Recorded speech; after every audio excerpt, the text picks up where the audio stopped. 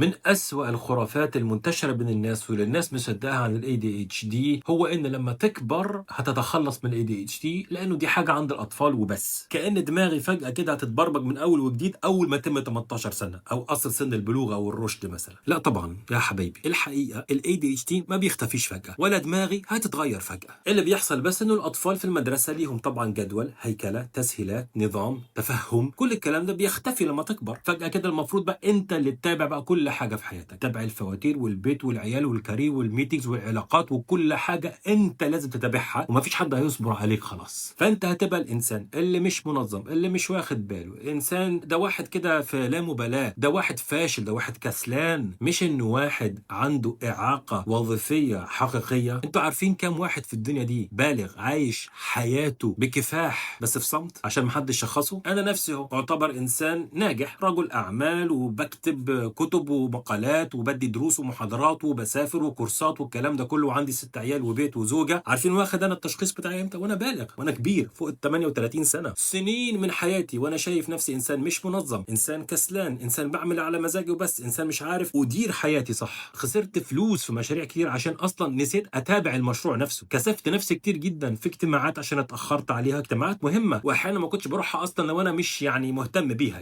كسرت صبر مراتي مثلا كتير جدا وعيالي علشان للمره الثالثه والرابعه والخامسه قلت لهم هعمل حاجه وبنساها في نفس اليوم وما اعملهاش برضه. مش انا بقى كبرت المفروض بقى وتخلصت من الاي دي اتش دي خلاص؟ لا، المجتمع هو اللي بطل يهتم اصلا بيا بعد سن البلوغ والرشد او ال 18 سنه وغيره. فالاي دي اتش دي ما بينتهيش بسن معين او البلوغ او 18 سنه وغيره، والدماغ ما بتتغيرش فجاه كده. اللي اتغير ان انت بتاخدش دعم، خلاص مفيش دعم. فاحنا مش عايزين نحسس البالغين الكبار انه عليهم ذنب علشان عندهم اعاقه وظيفيه، فبلاش نخفي البالغين اللي عندهم ADHD.